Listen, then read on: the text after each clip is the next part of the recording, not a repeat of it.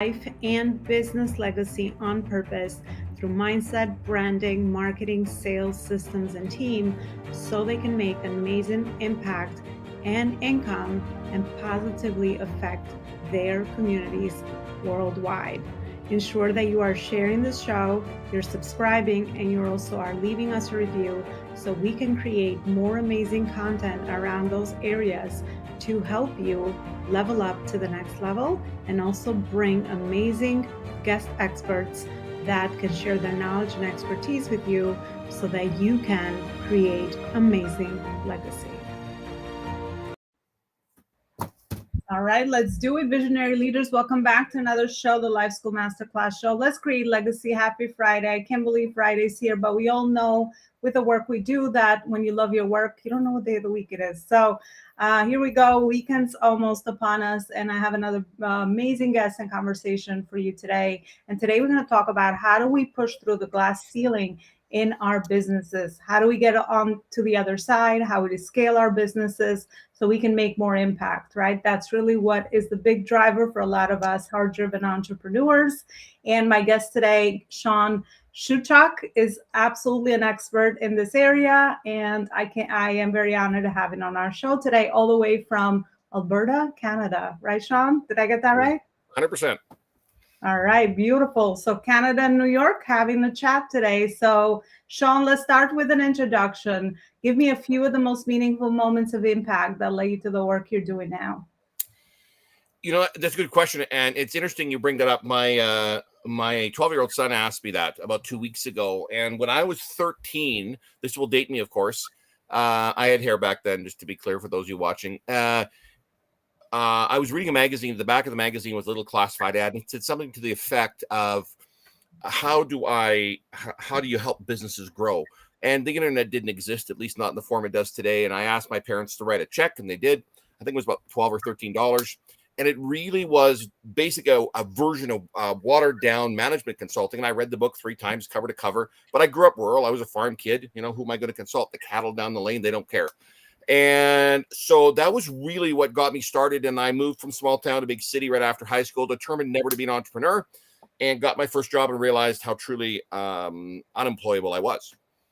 And so really took that that knowledge and started to work through an implement. Now, I did go back to school a couple of times. I got some fancy pieces of wallpaper and nice mahogany frames, but the reality behind it wasn't that. It was, how do I have an impact? Because there are so many people out there that got into business for one reason, and that's freedom. And most people don't understand how to get there. Mm-hmm. Absolutely. That's why I got into business, right? And we do realize very quickly that sometimes it becomes a glorified job.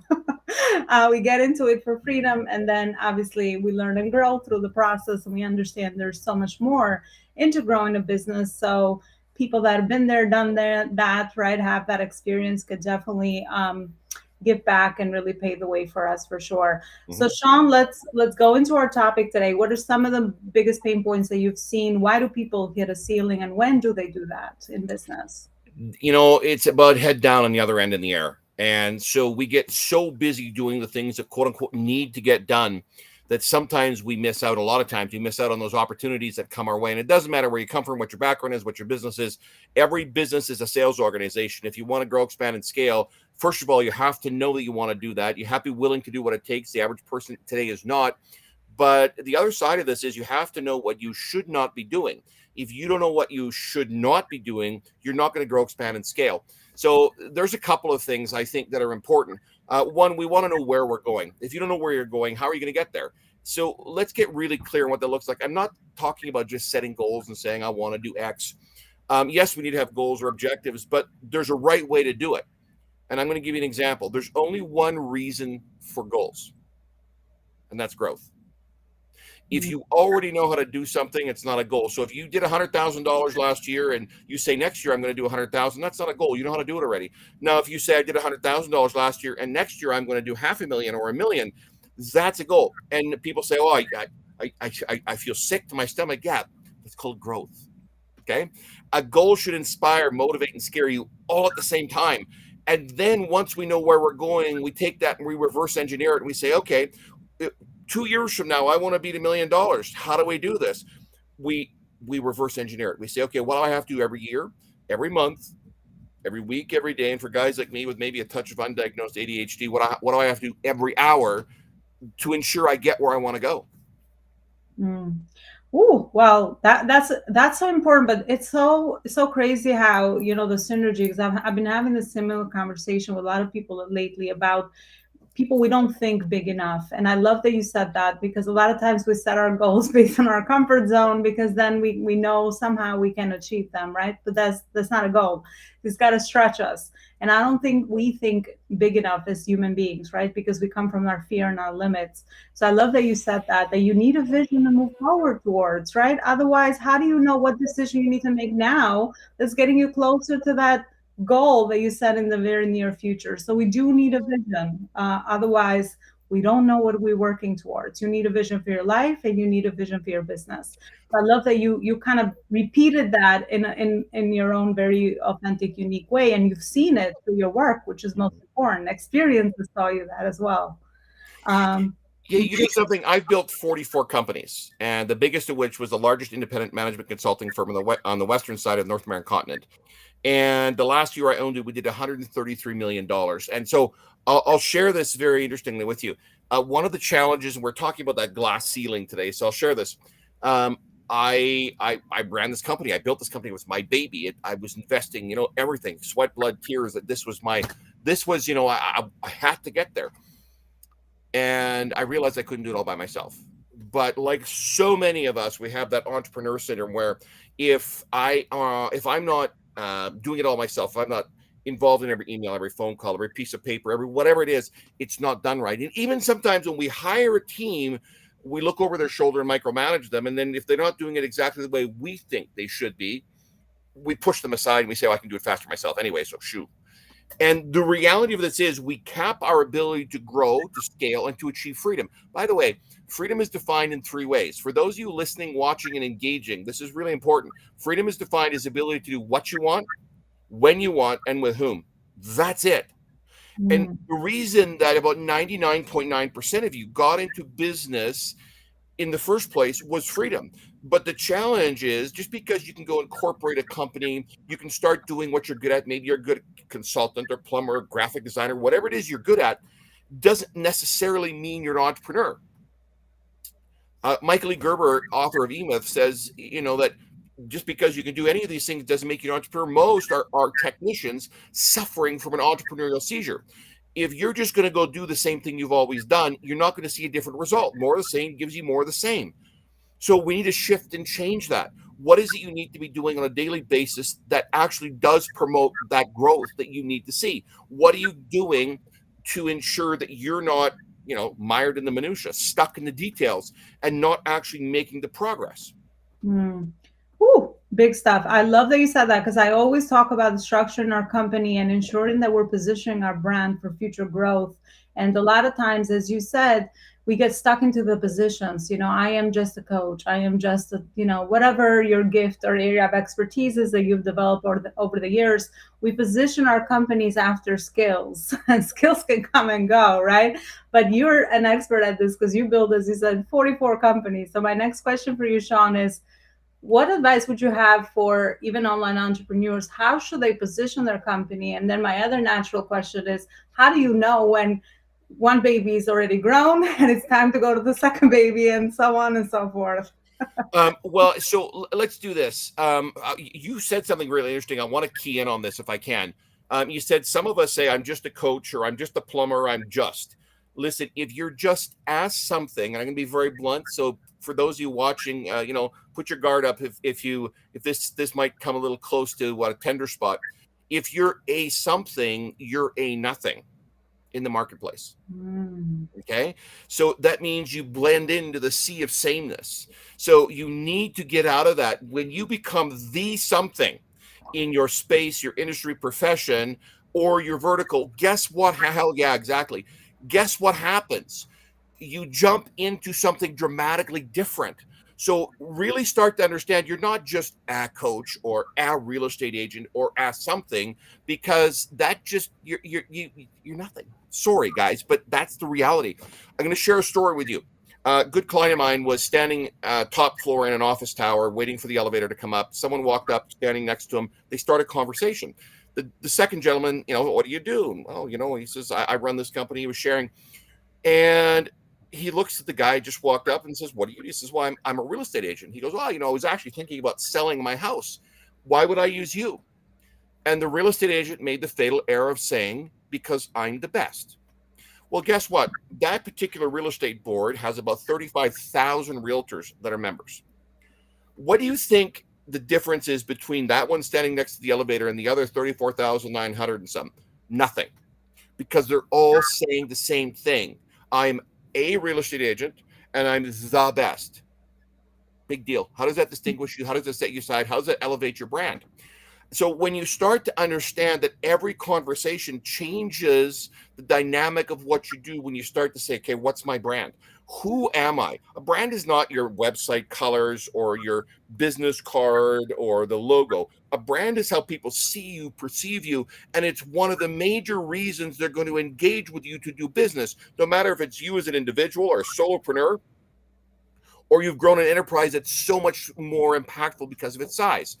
If you want to grow something where you have the ability to do what you want, that means it's Friday afternoon. I'll give you an example. When we hop off this conversation, I take my family. It's one of my oldest son. It's his last day in school. He's done at 1:20 in the mountain time. And when we finish, we get in the vehicle, we pick him up, and we go to my mountain or my Rocky Mountain summer house. Why? And I'm not bragging, but I'm telling you this: if you build in a way that you want, the structure. And you referenced this a moment ago, the structure of your company. I have built this in a way where when I decide I want to go and take my family and spend the weekend in the Rocky Mountains, guess what? I can. And it's not because I'm better than anyone. It's because I made a conscious decision that this is what I was going to do and how I was going to build it. And there's nothing at all that stops you from doing the same thing, unless there's some fear involved, right? Bob Proctor used to call it the terror barrier. Right? We sit on our easy chair. We have this phenomenal idea, and we get up out of the easy chair and we start making a few strides. And all of a sudden, this great, big, huge wall, the terror barrier, comes up. It's impenetrable. We can't get through, over, around it. And we go, oh my goodness, I'm doomed. And we go right back to our comfort zone, sit in the easy chair, and we never experience what real, true freedom is.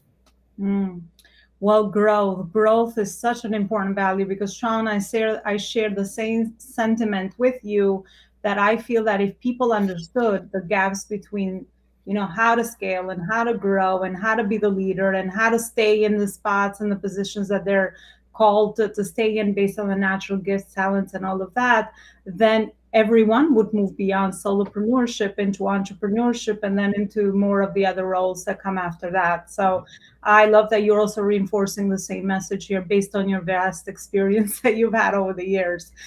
So Shawn, how about the baby question? How do we know, how did you know to go for 44 companies that you just didn't focus on one? This is a good question, and I actually been asked this by clients, and I've actually been told by clients. I'll share one thing in particular with you. I think that's really important. I had a client one time, and they had started a company, and they were doing good, but they didn't have proof of concept. In other words, they were running a company, but it wasn't profitable. And the individual looked at me and says, well, I'm going to expand this company into different cities. And this was actually about 75 to 80% of our client base is all out of the United States. Just, I'm in Canada, but, population United States versus Canada. Canada, we're this tiny little thing. Landmass, yeah, we're big, but population-wise small. And he said, I want to move into a different city in a different state. And I said, it's not wise for you to expand something that you don't have proof of concept is. When you've got profitability, when this company it's giving you evidence that it's ready to expand, then take a look at it. He didn't listen, unfortunately. And he expanded, added 3 more locations. And within about 7 or 8 months of adding that last location, he was filing for insolvency or bankruptcy. And that's one of the challenges when you have something that is working, and not just working, but working the way it should be working. Then it's time to look and say, what's next? Now, I want to say this to you. Truly successful people have a maximum of 3 areas of focus at any given time and a minimum of 3 sources of income. So let's go back to the focus area. I have a lot more than 3 things, but I have people to help me. So I have 3 things that I'm working on at any given time, but I have other people that will meet with me on Friday afternoon while I'm driving to the Rocky Mountains on my cell phone in my truck and say, hey, Shawn, here's where we're at for the week. And then together we make a decision what's going to happen in the following week or following 2 weeks, whatever the case may be. So if you do too many things at once, you're going to default to nothing essentially and not experience the results you need, want, desire, and ultimately deserve. So become successful at one thing, then expand, and then expand. And then if you want to do more, start building a team. Find those people that are aligned with your beliefs, with your values, and start working hand in hand and side by side with them and treat them like your partner. Woo, wow. That's like a reflect, listen back kind of moment. I love that you said that. And I always say the same thing over. It's like people are not successful with one baby. So what makes you think you should have 2 or 3 or 4 or 6 of them, right? And most people do that, jump from opportunity to opportunity. That's never going to fix the problem. That's why they're not successful. So ensure that you organically will know when the one entity you build is producing, is profitable, and it's allowing you now the time freedom to go and look at something else. You will know that. You will feel that through the airness of your life. And that's the other magical thing. And your bank account. Systems and team. That's the freedom, right? That's how we get there. Love it. So Shawn, what is the major not to do's that you feel it's like your principles that you share with all? With Did you say not to do? What not to do when we grow a business? Yeah, so here's the challenge. Most people get caught up, and no matter what the business is, and especially at the outset, the first year, the first even 36 months of getting into business, whether you bought something and you've never owned or run or operated a business before, or you start and you want to grow fast. I was having a conversation last evening after dinner. The kids were in bed. It was probably 9 or 9:30. And I was having a conversation with somebody who is a very successful entrepreneur. He's run probably 40 companies, built multi-million-dollar companies. And he was called in to a company. They wanted to either have him come in and consult or buy. And he walked through the front door, and it's husband and wife. They're doing a couple $1 million a year. And they were having a fight, an all-out argument in the office. And he said, I'm here to see whoever the individual was. And the woman looked at him and said, sit down and wait. Let's be very clear about something. I promise you he's not going to invest in this company. So the do's and don'ts, let's have a structure. Let's understand where profitability is. Let's understand what our cost is. And let's have a process and our processes and systems in place so we know what has to happen when. And especially as you start building a team. So many people start a company and then they hire somebody. And usually it's going to be maybe an assistant or someone to help in some regard. But they don't actually give them anything to work with. They say, yeah, go do something. And that doesn't work. What are the obligations and responsibilities of this individual? How do we train them, grow together with them and help them? Empowerment is part of leadership, but you can't empower someone to do nothing. That doesn't work. So get clear on what the responsibilities, and those are some of the keys. The other one is you can't do everything. When I grew that big company to $130 million, one of the interesting things that happened when we hit about $9 million, we went through a 2-month process of vetting and hired a CEO. The morning after he was hired, I showed up to the office, walked in, it was 6 a.m., and I was hanging my coat in the closet, and he came around the corner. He says, good morning, Shawn. I said, good morning. He said, what are you doing here? I said, well, it's my company here to work. He goes, I know. He said, but remember one thing, stay out of my way. You hired me for a reason. Well, you know what that does to your ego? This is my baby. This is my company. I built it from, but he was right. And over the course of the next 4 or 4.5 years, we took that from 9 to 130 some million. Why? Because we work together. And if you allow ego to get in the way, it will hamper progress and you'll never grow. All right. All of that being said, well, Shawn, thank you so much for all the amazing wisdom. I love your powerful energy that comes from experience. I could tell on the other side. I appreciate all the information you shared with us today. And as a final question for you, Shawn, before I let you go and we end the show is your framework. What do you do in your company? And also, where is it that people can continue the conversation with you?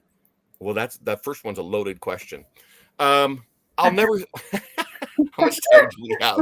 I'll never say I'm perfect. I grow, expand all the time. For the past 28 years, I've had coaches. The first one was Bob Proctor. Most of you probably know who that was. He passed away last year, unfortunately. He wrote the foreword to my first book. And I'll say this. We're always refining a framework. I've been very blessed and fortunate to have an incredible team for a lot of years. And one of the things we really get clear on is the responsibilities of each member of that team. What are the expectations of the team for that individual? And then working together to ensure that they achieve that. And at the end of the day, if you abandon someone, they're not gonna grow in part of that team matrix. So one of the things we have to be clear on is, yeah, they need responsibilities, job descriptions, and all those wonderful things. But how do we ensure that we're delivering as leaders? For those of you who are entrepreneurs and have employees, teams, staff members, how do we contribute or add value to their lives to ensure we get the return that we need to see? And not just for us, because the ultimate boss is your clients and customers. Now, I prefer clients because customers are one-offs. One-offs, clients are forever. And we talk about lifetime of clients. I want to ensure something. If you start talking about lifetime of clients, that means it's finite. Instead, change that around and let's start talking about having a client for life. How do people reach me was your second question. Hell yeah. How do we hit your second or answer your second question? Changeyourresults.com. That's it. Go to changeyourresults.com. You can go to our store. You can look at the books. There's a journal, brand new one called Your Freedom Planner. It's an incredibly amazing system. I think we have now sold about 125,000 copies of that because it works. There you go, because it works. And Shawn, I really would love to give back some of the value from what you have provided. So what is your framework? How do you teach entrepreneurs, business leaders to scale their business to the next level? I'd love to hear a little bit around your secret sauce on how you do that. Well, maybe we need to keep it a secret. No. So listen, I'm a little bit different. I think at the end of the day, I'll share this part. I am at a point in time in my life and business where I take on only 5 one-on-one clients at any given time. Now we have some more, I guess products, if you want to call it that, where we work. But one of the things we do with the one-on-one side, it's a big investment of time, energy, effort, and some money. But we look at everything. We say, okay, where do you want to go? And part of it I shared earlier is that reverse engineering. When we understand what has to happen on a regular basis, it's about implementing it, saying, okay, what has to happen Monday, Tuesday, Wednesday, Thursday, Friday? And the reality of it is most people are running by the seat of their pants. They get up in the morning and they say, okay, I know I have stuff to do today. Where do I start? Well, I don't want to deal with this or whatever that happens to be because I don't necessarily relish doing that. And so it gets relegated to the back of the desk, the front of the truck, or wherever it happens to be. And all of a sudden, it becomes a fire. And then we get caught up in this vicious cycle of just putting out fires.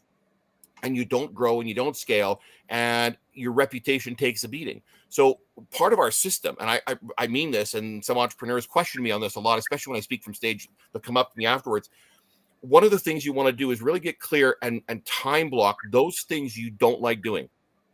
If you don't like sales, first of all, question whether or not you should be an entrepreneur, because every business is a sales, right? If you're not selling, you're not in business, full stop. You're a sales organization.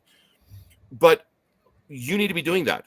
And Dan Kennedy, one of the foremost experts in marketing, has said many times that 70% of your time, if you're a smaller company and you are the driver of this, 70% of your time should be invested into business gen. So really getting clear on what has to happen and when it has to happen. And I'm a simple guy. So we'll one more thing. If you think of what a grain farmer looks like, go to Kansas, go to Saskatchewan in Canada. You can watch your dog run away for about 3 days, but this is where they grow grain. And if at the fall time, when that's ready to be harvested, they don't take the crop off and it snows and it lays down, it's garbage. They just turn it under. Okay. You have the hours of 8 to 5 every day. That's your harvest time. Only invest in activities that are going to move the needle in your business during that time. If you need to do something else, if you need to write copy for your website or whatever it is, stuff that can be done after business hours, do it then. Your time between 8 and 5 should be invested in how do I grow this company? How do I engage with the right people to do that? And generating the business and relationships. Listen, your life's predicated only 2 things. 1, the decisions you make, and 2, the relationships you nurture, establish, and build. That's it, full stop. And if you don't have strong, powerful, high trust relationships, you're not going to build a business. Oh my God. Go to changeyourresults.com. There's a lot more. Well, listen, guys, go check out Shawn. Shawn, it was a pleasure. Thank you so much for coming on. You have such amazing experience, and I could feel it on the other side. Thanks for coming on our show. And I want to wish you a great rest of your weekend, everybody. Come back to the show. You know what to do to support us. Subscribe, review, rate it so that we can bring more amazing experts, work leaders, just like Shawn today. Thank you so much and have a beautiful rest of your week. Bye, everybody.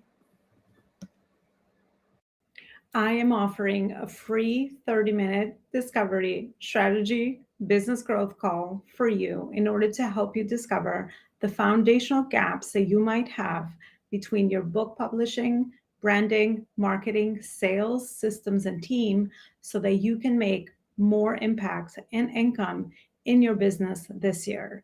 Even if you decide not to receive the further support that I could provide for you, you will still walk away with amazing wisdom and value from my 20-year experience in helping entrepreneurs and growing my own successful business in what are some of the gaps that you are experiencing and how to connect those gaps with your ultimate business and life vision.